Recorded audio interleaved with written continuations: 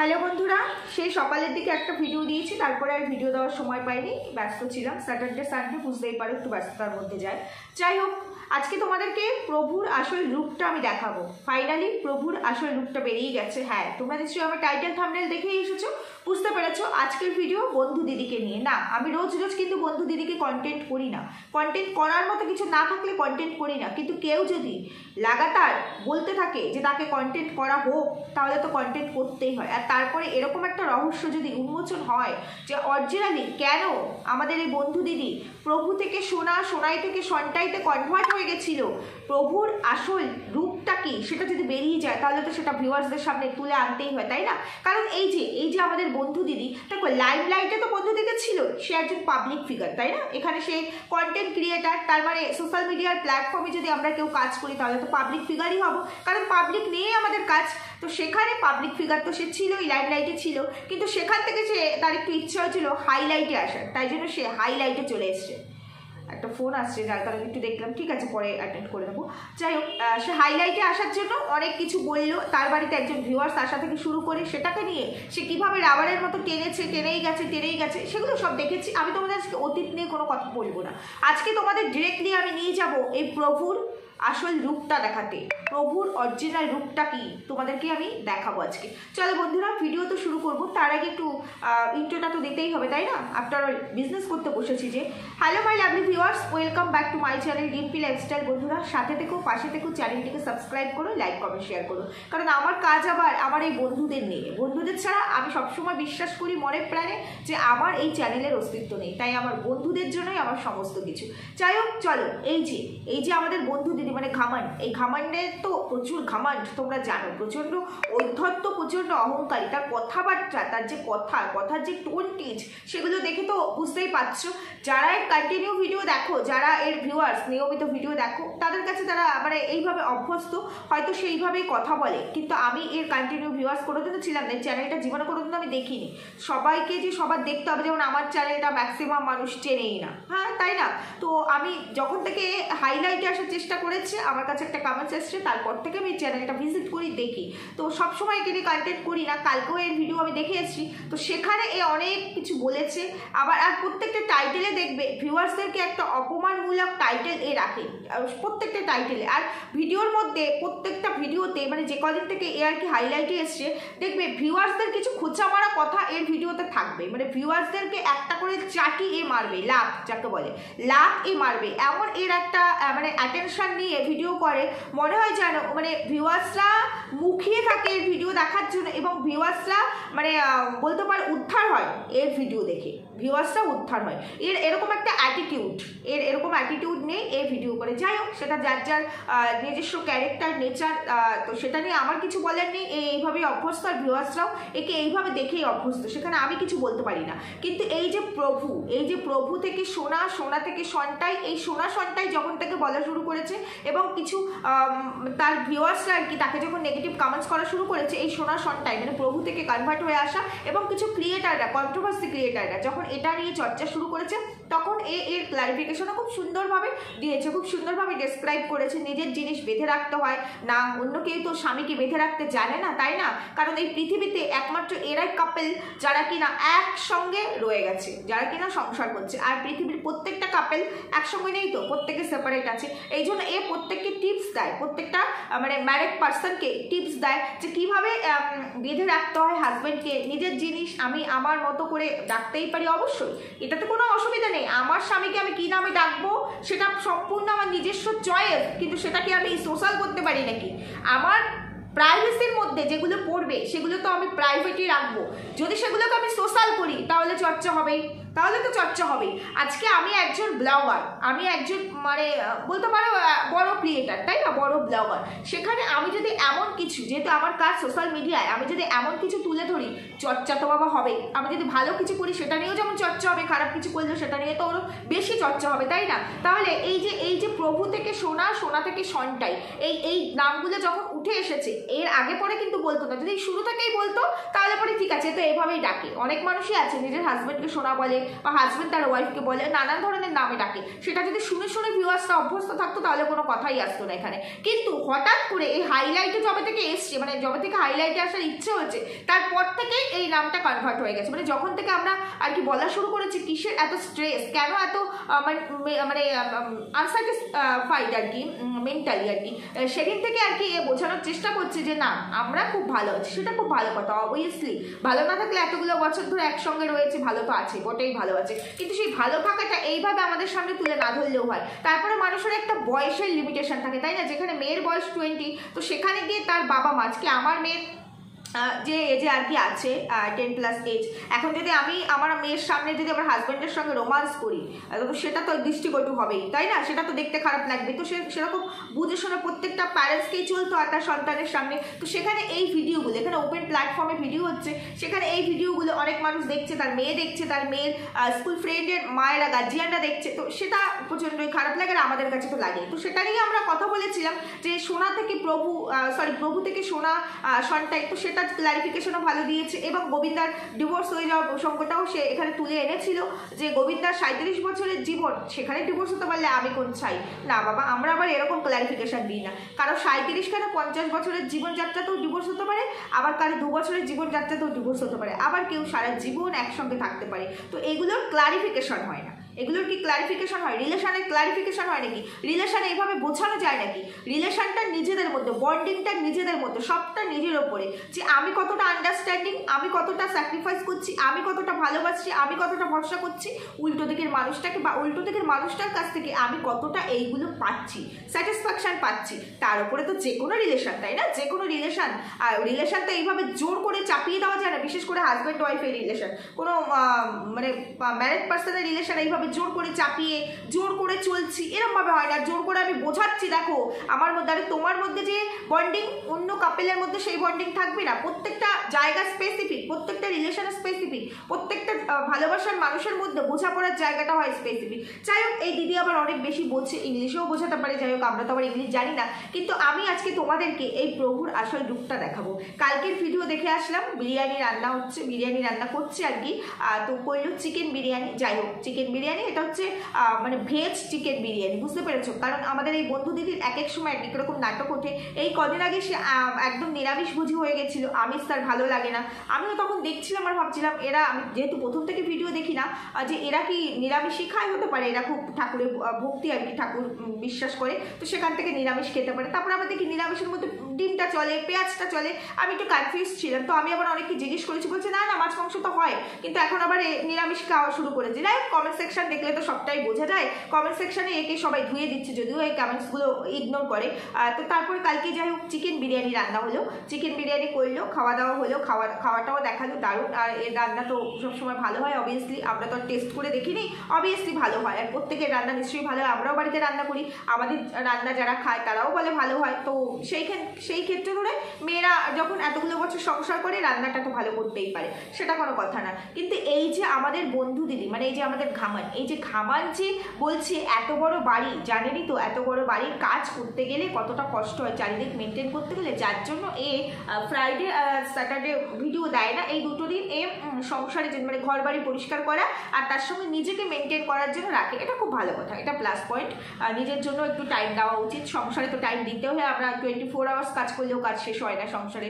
কিন্তু এই যে বললো বন্ধু দিদি এত বড় বাড়ি, এত বড় বাড়িটাকে মেনটেন করতে গেলে কত কাজ করতে হয়, শুধুমাত্র বাসন মাজার লোক রাখলে তো হয় না। তা বলি কি বন্ধু দিদি, তোমার হাজব্যান্ডের তো বেশ পয়সা, এই যে তুমিই তো কদিন আগে ডায়লগ দিয়েছিলে যে আমার ঘরে টুটি থেকে বুটি, জিরা থেকে হীরা, সরি হীরা থেকে জিরা, হীরা থেকে জিরা, টুটি থেকে বুটি, হীরা থেকে জিরাও বা জিরা থেকে হীরাও, এরকম হীরাটা ছিল।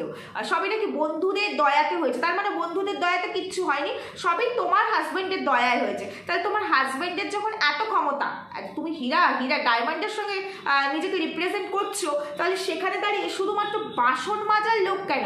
মানে এতগুলো ঘর, স্বাভাবিক এত বড় বাড়ি, এতগুলো ঘর মুছতে গেলেও অনেকটা কষ্ট হয়, অনেকটা সময় লাগে, একটা এর সঙ্গে একটা ঘর মোছার লোক রাখলেই তো হয়ে যায় না? কাঁচা ধোয়াটা নিজেই করা যায়, ওয়াশিং মেশিনে কাঁচা যেহেতু হয়, শুধু খুব একটা কষ্ট হয় না, সেখানে কষ্ট তো প্রত্যেকটা কাজেই আছে, কিন্তু ওটা করে নেওয়া যায়। রান্না বান্না ম্যাক্সিমাম বাড়িতেই দেখবে রান্নার লোক রাখে না, তারা বাইরের লোকের রান্না পছন্দ করে না, বাড়ির লোকের রান্নাই পছন্দ করে। তো সেখানে রান্নাটা নিজে করলেও ঠিক আছে, যার কোনো অসুবিধা নেই, যার অর্থের অভাব নেই, সে শুধুমাত্র বাসন মাজার লোক, ঘর মোছার লোকটা নেই, যে পারছে না, যে বলছে কিনা যে এত বড় ঘর মেনটেন করতে গেলে সারাদিন কাজ, তো সে কেন একটা ঘর মোছার লোক রাখতে পারে না? যেখানে আমাদের এই খামান নিজের সেলফ ডিপেন্ডেন্স, নিজে এত টাকা আর্ন করে, সেখানে ওই একটা ঘর মোছার জন্য কত টাকাই বা নেবে? বাসন মাজা, ঘর মোছা, এই দুটো মিলিয়ে বোধহয় 1 থেকে 1,500 টাকা দিলেই হয়ে যায়। একবার তো আসে কাজ করতে, আমি জানি না একবার আসে না 2বার আসে, যাই হোক যতটুকুই আসুক, খুব বেশি হলে 2,000 টাকাই নেবে, এর বেশি লাগবে না। তো এইটুকু দেওয়ার মতো ক্যাপাসিটি তো আমাদের এই বন্ধু দিদির নিজেরই আছে। তো সেটার জন্য নিশ্চয়ই হাজব্যান্ডের ওপরে ডিপেন্ডেবল হয়ে থাকতে হয় না। আর যার হাজব্যান্ডের এতটা মানে ক্ষমতাশালী আর কি, প্রভাবশালী, অর্থ আছে, তো সে তো বুঝতে পারছে না তার ওয়াইফ এতগুলো বছর ধরে কষ্ট করছে, এত বড় বাড়ি মেনটেন করছে, একটা ঘর মোছার লোক সে রাখতে পারে না? না। এবার যদি তোমরা বলো অনেকেরই বাইরের লোকের কাজ পছন্দ হয় না, ভালো করে করে না, তো সেখানে আমি তোমাদেরকে একটা কথা বলবো যে ঘর মোছাটা যদি বাইরের লোকের পছন্দ না হয়ে থাকে, তাহলে বাসন মাজাটা কি করে পছন্দ হচ্ছে? কারণ ওই যে বাসন মাজছে, সেই বাসনেই আমাদের রান্না হচ্ছে, আমাদের খাওয়া দাওয়া হচ্ছে, তো আমরা তো ওই দিকটাতে বেশি কনসার্ন থাকবো না, যে জিনিসটাতে আমরা খাওয়া দাওয়া করবো সেটাকে আমরা বেশি ক্লিন রাখবো। সেটা যদি আমরা বাইরের লোকের থেকে নিতে পারি সেই সার্ভিসটা, তাহলে একটা ঘর মোছা কেন সেই সার্ভিসটা নিতে পারবো না? আর শুধু ঘর মোছা, বাসন মাজা সে দাঁড়িয়ে দাঁড়িয়ে দেখিয়ে দিলে হয় যে এইভাবে করো, তাহলেই হয়ে যায়, আর তো এক্সট্রা কিছু না। এটার জন্য এখানে গান গাইতে পারছে একটা লোক কেন রাখতে পারছে না? না মানে আমি বলতে চাইছি, দেখো সে ডেইলি ব্লগার, সে তার নিত্য নৈমিত্তিক দিনের যা যা ঘটবে সবটাই সে দেখাবে, সবটাই বলবে। কিন্তু আমার কথা যদি আমি কোনো কথা বলি, এমন কোনো কথা যেটা প্রত্যেকটা কথার তো দায়িত্ব নিয়ে এখানে বলতে হবে, এমন কোনো কথা যদি আমি বলি, তাহলে সেই কথাটা যদি চর্চা হওয়ার মতো হয় সেটার দায়িত্বও নিতে হবে, তাই না? সেটার দায়িত্ব নিতে হবে। যেখানে সে বলছে যে অনেকটা কষ্ট, তার মানে সে পাচ্ছে না, তার মানে এত বড় বাড়ি মেনটেন মানে ঘর দুয়ার মোছা, মানে ঘর মোছাটাই সে এখানে তুলে ধরেছে যে এত বড় বাড়ি মেনটেন করা, ঘর মোছা অনেকটা কষ্টের, অনেকটা চাপে। তাহলে যখন ঘর মোছাটাকে তার কষ্ট মনে হচ্ছে, তার যখন ক্ষমতা আছে, সাধ্যের মধ্যে আছে, সে একটা ঘর মোছার লোক কেন রাখতে পারছে না? আমার প্রশ্ন এটাই, যে কেন রাখতে পারছে না? রাখতেই পারে, তাহলে কি তার প্রভু কোনোভাবে তার উপরে প্রেশার দিয়ে রেখেছে যে না এইগুলো কিন্তু তোমাকেই করতে হবে যতই তুমি ইনকাম করো? নাকি তোমার ইনকামের সমস্ত টাকাটা প্রভুর অ্যাকাউন্টে চলে যাচ্ছে, মানে তোমার অ্যাকাউন্টে ঢুকলেও প্রভুর অ্যাকাউন্টে চলে যাচ্ছে, যার জন্য তুমি নিজের স্বাধীনতা অনুযায়ী কোনো কাজ করতে পারো না? যে কটা ভিডিও আমি তোমার দেখেছি, সেখানে যে নিজে আর্ন করবে, যার সংসারটা তার হাজব্যান্ডের ওপরে চলে, কারণ হাজব্যান্ড যেহেতু এটা মানে নেওয়ার মতো তার ক্যাপাসিটি আছে, তাই না? তার যখন ক্ষমতা আছে, তার মানে এই সংসারটা পুরো মেনটেন করছে তার হাজবেন্ড, যেখানে সে নিজেই বলেছে যে আমার ঘরের এগুলো নাকি বন্ধুদের দয়ায় চলে, তার মানে বন্ধুদের দয়ায় চলে না, তার হাজবেন্ডের দয়ায় চলে। তাহলে হাজবেন্ড যখন সংসারের দায়িত্ব নিচ্ছে, তাহলে তার বাড়ির ওয়াইফটি মানে হাউস ওয়াইফ, আমরা যারা এই যে আর্ন করছি, এই আর্নটা আমরা কিসের জন্য করি? নিজেদের জন্য করি, নিজেদের বিলাসিতা, নিজেদের শখ স্বাধীনতা মেটাবো, সেই কারণেই নিশ্চয়ই করি। যখন আমাদের টোটাল সংসারের দায়িত্ব আমাদের হাজবেন্ডরা নিচ্ছে, তাহলে সেখানে দাঁড়িয়ে আমি যখন বুঝতে পারছি যে আমার এই কাজটা করতে কষ্ট হচ্ছে, আমি একজন হেল্পিং হ্যান্ড রাখতেই পারি আমার ঘরটা মোছার জন্য। এতগুলো ঘর যখন আমাকে মেনটেন করতে হচ্ছে, আমার যখন ক্যাপাসিটি আছে, তাহলে সেটা তো সেই বন্ধু দিদি নিজেও করতে পারে। 1000 টাকা দিলেই একটা ঘর মোছার লোক একবার এসে ঘরটা মুছে দিয়ে যাবে, হয়ে গেল, তাই না? হয়ে গেল। সেটা কেন বন্ধু দিদি করছে না? তার মানে কি বোঝাচ্ছে? মানে সে আর্ন করছে, অথচ তার কোনো স্বাধীনতা নেই সেই আর্নিংয়ের ওপরে। কারণ যে কটা ভিডিও আমি বন্ধু দিদির এই পর্যন্ত দেখলাম, সব জায়গায় দেখলাম এই টাকা পয়সা রিলেটেড একটা প্রবলেম কিন্তু এসে যাচ্ছে মিনস কখনো তার খুচরো নেই, খুচরোর জন্য তাকে মেয়ের কাছ থেকে 20 টাকা নিতে হচ্ছে, কখন হাজব্যান্ডের কাছ থেকে 50 টাকা নিতে হচ্ছে। যে আর্ন করে তার তো এইভাবে নিতে হয় না। যেমন আমি একটা এক্সাম্পল স্বরূপ বলছি এখানে, আমি জাস্ট এই কদিন হচ্ছে, আমাকে তোমরা চেনো, যে কজনই চেনো না কেন, তার আগে তো আমার আর্ন ফান্ড কিছু ছিল না, তো তাছাড়াও ওই এই আর্নিংয়ের ওপরে তো কিছু হয় না, কেন আমার ভিউজ তো তোমরা জানোই। এবার আমার হাজব্যান্ড পার মান্থ স্যালারি ঢোকার সাথে সাথে যে আমার হাত খরচাটা অ্যাকাউন্টে পাঠিয়ে দেয়, তো তারপরে আমার মনে হয় না এই টুকটাক জিনিসের জন্য আমার হাজব্যান্ডের কাছে কখনো বলতে হয় যে আমাকে 50 টাকা দাও বা আমাকে 100 টাকা দাও, এটা বলতে হয় না। কারণ আমি জানি যে আমাকে সে পাঠিয়ে দিয়েছে, এটা থেকে আমি এইগুলো করতে পারবো। আমার আর তার কাছে এবার যদি অ্যামাউন্টটা হিউজ হয়, কোনো কিছুর আমার দরকার, তখন তো তাকে বলতেই হবে, কারণ আমি তার উপর ডিপেন্ডেবল, তাই না? আমি হাউস ওয়াইফ, তাকে আমাকে চালাতেই হবে, তো সেটা আলাদা বিষয়। কিন্তু মনে হয় না এই যে আমার এইটা করতে হবে, এটার জন্য আমার এটা চাই, বা আমি এই কোথাও যাচ্ছি 50 টাকা 100 টাকার দরকার, সেটার জন্য হাত পাততে হয় না। এবার আলাদা বিষয় কি, যে অনেক সময় খুচরো থাকে না, এটিএম থেকে টাকা তুলতে গেলে 500 টাকার নিচে বের হয় না, তখন ওই খুচরোর জন্য হয়তো কখনো সখনো এই মেয়ের কাছ থেকে, তোর কাছে খুচরো আছে দে তো 50 টাকা বা 100 টাকা, তারপরে যখন তুললাম টাকাটা খুচরো হলো, তখন মেয়েকে দিয়ে দিলাম। সেটা একদিনের বিষয় হতে পারে, একদমই কি খুচরো থাকে না? আমি যখন টাকা তুলবো সেই টাকাটা তো আমি খরচা করবো, করতে করতে টাকাটা তো আমার খুচরো খুচরো হয়েই আসবে, তাই না? আমরা তো সেটাই করি। তো এইখানে দাঁড়িয়ে বন্ধু দিদির যে কটা ভিডিও দেখেছি ম্যাক্সিমাম ক্ষেত্রে দেখেছি খুচরো নেই একটা সমস্যা, বা টাকা নেই আমার কাছে, নেই এই 30 টাকা দে, এই 50 টাকা দে, এই 20 টাকা দে, এই 10 টাকা দে। কেন? রোজই কি তার খুচরোর প্রবলেম? সবসময় কি তার কাছে 500 টাকার নোট থাকে? 500 টাকার নোটটা কি কখনো ভাঙতি হয়ে আসে না? যদি আমাদের কাছে 500 টাকার নোট থাকে, খুচরো নাও থাকে, আমরা আমাদের হাজব্যান্ডকে বলি টাকাটা একটু খুচরো করে দাও তো, বা আমাদের যদিও বন্ধু দিদির বাড়িতে কোনো আত্মীয় স্বজনকে আসতে দেখি না কোনো অকেশন ছাড়া, তাই আত্মীয় স্বজনের কথা বলবো না, কিন্তু বন্ধু দিদি যে একেবারে বাইরে বেরোয় না এমন নয়, বাইরে বেরোচ্ছে, ঘুরছে, রাস্তাঘাটে যাচ্ছে, দোকান থেকেও তো টাকা পয়সা ভাঙতি করা যায়, কি করা যায় না?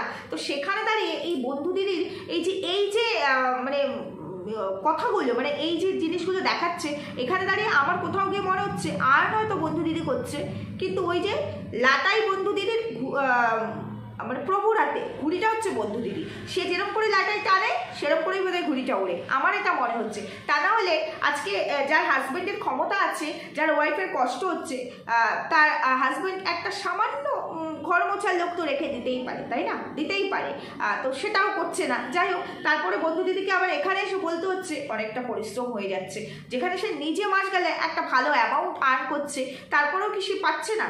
না, যদি বুঝতাম প্রচণ্ড কৃপণ, কিছুই করে না, তাহলে একরকম। কই সাজগোজের দিকটা তো ঠিকই আছে, বেশ ঠিকঠাকই আছে সাজগোজের দিকটা, যে এই জিনিসটা অনলাইনে আসছে, এটা কিনছি, সেই দিকগুলোতে তো দেখি না কৃপণতা করতে। আবার একটা জিনিস দেখলাম দুদিন আগে, 2000 টাকা ব্যাগগুলো বার করতে গিয়ে, পুরোনো ব্যাগ 2000 টাকা পেয়েছে, তারপরেই একটা হেড মাসাজ যে মেশিন, সেই মেশিনটা কেনা হলো, এবং ফোনিংয়ের জন্য একটা ইয়ে কেনা হলো, কি বলে ওটাকে, শ্যাম্পু কেনা হলো। যাই হোক, টাকাটা পেয়েছে, ভেবেছে টাকাটা আমি নষ্ট করবো কেন, আমি এই টাকাটা দিয়ে এই কাজটা করি, সেটা ভালো কথা। কিন্তু আমার কথা, ওই টাকাটা পাওয়ার পরেই কি বন্ধু দিদির মনে হলো যে এই দুটো কাজ, মানে আমি ইয়েটা শ্যাম্পুটার কথা আমি ছেড়েই দিলাম, যে শ্যাম্পুটা ঠিক আছে হয়তো এই টাকাটা পেয়েছে বলে এটা দিয়ে কিনেছে, নাহলে কিন্তু শ্যাম্পু কি কিনতো না, পরশুর জন্য নিশ্চয়ই কিনতো। কিন্তু ওই যে হেড মাসাজ যে মেশিনটা, এটা তো আগে পরে ভিডিওতে কখনো শুনিনি যে আমি একটা কিনবো দেখছি, আমি এরকম শুনিনি। ওই টাকাটা পাওয়ার পরেই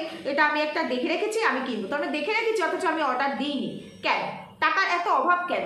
তাহলে এটাই কি অ্যাকচুয়ালি প্রভুর আসল রূপ, যে সমস্ত কিছুই প্রভুর আয়ত্তের মধ্যে? এটাই আমার মনে হয়েছে বন্ধু দিদির ভিডিও দেখে, যে সমস্তটা কি প্রভুর আয়ত্তর মধ্যে। এই যে বন্ধু দিদি কদিন আগে যে ভিডিওতে বললো না যে দয়া করে আমার বাড়িতে কেউ আসবে না, হ্যাঁ বন্ধু দিদির বাড়িতে কেউ যাবে না, কারণ লোকজন বন্ধু দিদিরা পছন্দ করে না, একেবারেই কি করে না।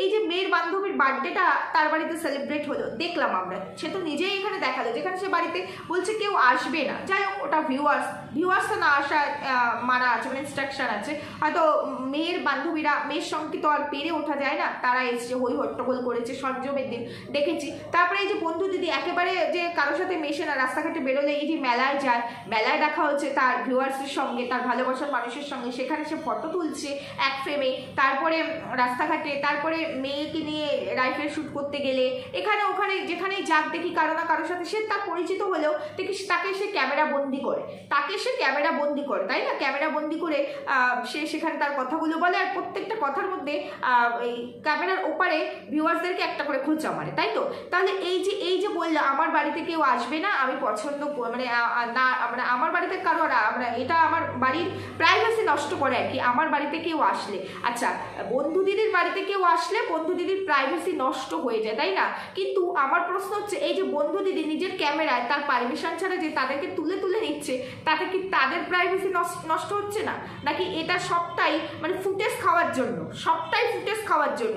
আমার কোনো ফ্যানের সঙ্গে আমার দেখা হতেই পারে, যারা আমার ভালোবাসে, এত বড় ক্রিয়েটার তো দেখা হতেই পারে। তো আমি তো দেখি সবসময় ক্যামেরা অন করাই থাকে রাস্তাঘাটে, এবং এর সঙ্গে দেখা হচ্ছে, কথা বলছে, কেউ সেলফি তুলতে চাইলো সেটা আলাদা বিষয়, যে সে চাইলো, কিন্তু অনেক পরিচিত মানুষের সঙ্গে দেখলাম দেখা সাক্ষাৎ হয়, যারা কিনা বন্ধু দিদির ভিডিও দেখে, তাদেরকে ডাইরেক্ট, তাদের কাছ থেকে কোনো পারমিশনের ব্যাপার নেই, ক্যামেরা ওইভাবে অন অবস্থাতেই দেখা হচ্ছে, অন অবস্থাতেই কথা বলছে, সেই জায়গাতে কি কথা হচ্ছে সেটা কাটও করছে না, রটাই এখানে দিয়ে দিচ্ছে, আর তাকে ওপেন দিয়ে আসছে। তো তাতে কি তার ফ্যামিলির প্রাইভেসি কোথাও নষ্ট হচ্ছে না? মানে তার তো পারমিশনটুকুও নিচ্ছে না, যেখানে কিনা যে ভিউয়ার্স তার বাড়িতে এসেছিল সেটা নিয়ে এত কিছু ঝড় বয়ে গেল ওয়াইটিতে, যে সেই ভিউয়ার্স কিন্তু তার ক্যামেরাবন্দি হয়নি, তাকে আমরা দেখতেও পাইনি, চিনিও না, সে কিছু জায়গায় কমেন্টস করেছে, আমাকেও কমেন্টস করেছিল অনেকগুলো, তোমরা নিশ্চয়ই জানো।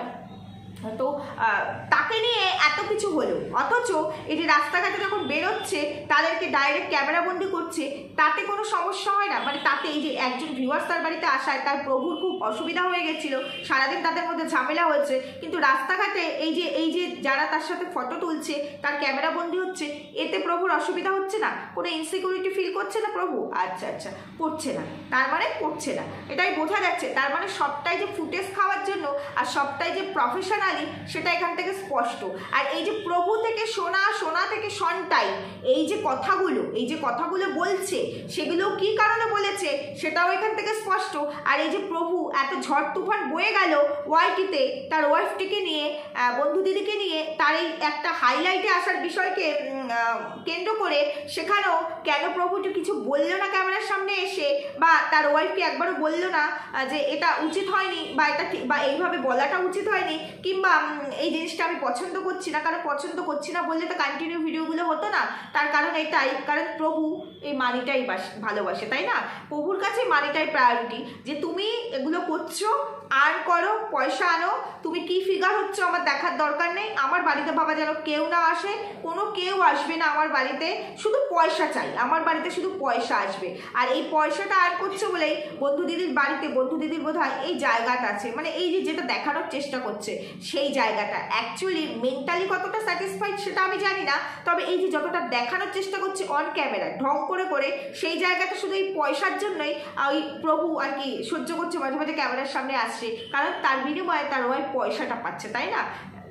ভেবে দেখো, তোমরা একটু ভালো করে ভেবে দেখো, যখন এই ঘামান আর কি শুরু করেছিল তখন হয়তো এদের ফিনান্সিয়াল স্ট্যাটাস কেমন কি ছিল আমি জানি না স্টার্টিংয়ে। এবার মানুষ তো দিন দিন ডেভেলপ করে, আজকে একটা ডেভেলপমেন্টের জায়গায় এসছে, তখন হয়তো তার দরকার ছিল এখান থেকে আর্নিংটা, তো সেই জন্য সেই সময়টা সে ভদ্রভাবে ভিডিও করতো।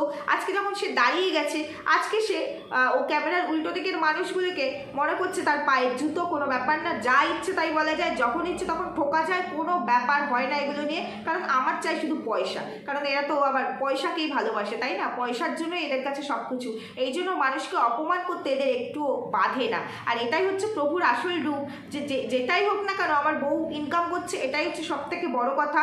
আর বউয়ের আর্নিংটা বোধহয় সবটাই প্রভুর কবজায়, যার কারণে বন্ধু দিদিকে বারবার বলতে হয় সারাদিন খাটনি মেনটেন করা তো চারটিখানি কথা নয়, যার জন্য দুদিন সে ভিডিও পর্যন্ত দিতে পারে না, কারণ তাকে বাড়িঘর মেনটেন করতে হয়, বাড়িঘর পরিষ্কার করতে হয়, আর রোজ ঘর মুছতে হয়, প্রচুর ঝক্কি আর কি ঘর মোছায়। যার ওয়াইফের কষ্ট হয়, যার ক্ষমতা থাকে, সে কি করবে, যে ঠিক আছে একটা হেল্পিং হ্যান্ড রেখে দিচ্ছি যে কিনা ঘরটা মুছে দেবে, কিংবা যে নিজে স্বাবলম্বী সে তো নিজেই পারে 1000 টাকা দিয়ে একটা ঘর মোছার লোক রেখে দিতে, কেন পাচ্ছে না? তার মানে কি চাবিকাঠি সবটাই তার প্রভুর হাতে, এটাই হচ্ছে প্রভুর আসল রূপ। আর প্রভুকে সন্তুষ্ট রাখতে হয় সবসময় প্রভুকে সন্তুষ্ট না রাখলে এই বন্ধু দিদির বোধহয় আরও বেশি মেন্টাল ডিস্টার্বনেস এখানে চলে আসবে, যার কারণে এই বন্ধু দিদিকে সবসময় অন ক্যামেরা, কারণ আমরা তো অন ক্যামেরায় দেখবো, অফ ক্যামেরা কী হচ্ছে সেটা তো আমরা দেখতে পাবো না, অন ক্যামেরা সবসময় দেখাতে হয় এখানে যে খুব ভালো বন্ডিং, প্রভু সোনা সন্টাই, তা না হলে কোনো ওয়াইফ এইভাবে অন্য কোনো সেলিব্রিটির সঙ্গে নিজের রেফারেন্স তুলে এনে বলতে পারে না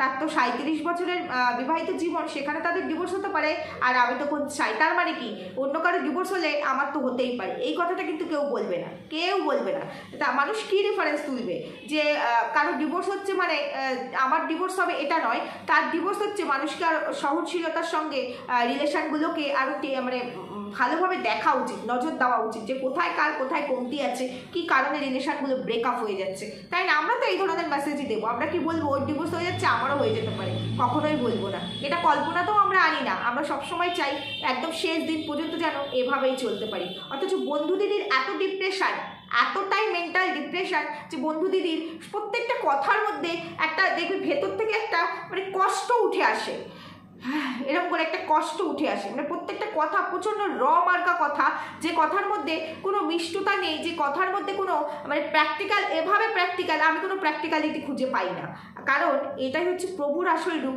আর এই প্রভুকে সন্তুষ্ট করার চেষ্টা করে প্রত্যেকটা মুহূর্তে, মুহূর্তে তার প্রভুটিকে সন্তুষ্ট করে চলার চেষ্টা করে, যার কারণে তার কিছু কিছু জিনিস কিছু কিছু মানে মানুষের দেখো আমার ভেতরে যেটা চলবে যেটা ঘটছে সেটা তো আমি তো মানুষ, আমার কথাবার্তা চাল চলনে তো সেটা ফুটে উঠবে। এবার যখন 24 আওয়ার্সের একটা ভিডিও হচ্ছে, 24 আওয়ার্স না হোক 12 ঘন্টার একটা ভিডিওর ফুটেজ যখন এখানে তোলা হচ্ছে, তার মধ্যে কিছু তো ভাব প্রকাশ পাবেই না। তো তার এই যে সারাদিনে তার ভেতরে যা চলছে, তাদের ভেতরে যেটা হয় সেটা কিছু ভাব এখানে ফুটে ওঠে, যার জন্য কথাগুলো এত বলে শোনায় আর এতটা মানে মানুষকে আঘাত দেয় তার কথাগুলো। সে কিন্তু উল্টো দিকের মানুষকে আঘাত দিতে চায় না ডিরেক্টলি, সে তার জীবনে ঘটে যাওয়া কথাটাই ব্যক্ত করতে চায়, ব্যক্তটা ঠিক মতো করতে পারে না, সেটাকেই অন্যকে আঘাত করে। বুঝতে পেরেছো তো? অন্যকে গিয়ে চাটি মারে, কারণ সে নিজের জীবনে ওটা ফিল করছে বলে উল্টো দিকে রিয়াকশনটা এইরকম হয়ে যাচ্ছে তার কথাতে। এটাই হচ্ছে আসল ঘটনা। তো তোমাদেরকে নিশ্চয়ই বোঝাতে পেরেছি প্রভুর আসল রূপ কোনটা। যাই হোক, ভুল বললাম না ঠিক বললাম, প্লিজ কমেন্ট সেকশন খোলা আছে, সবাই জানিও। সুস্থ থেকো, ভালো থেকো, দেখা হচ্ছে পরবর্তী ভিডিওর সাথে। টাটা।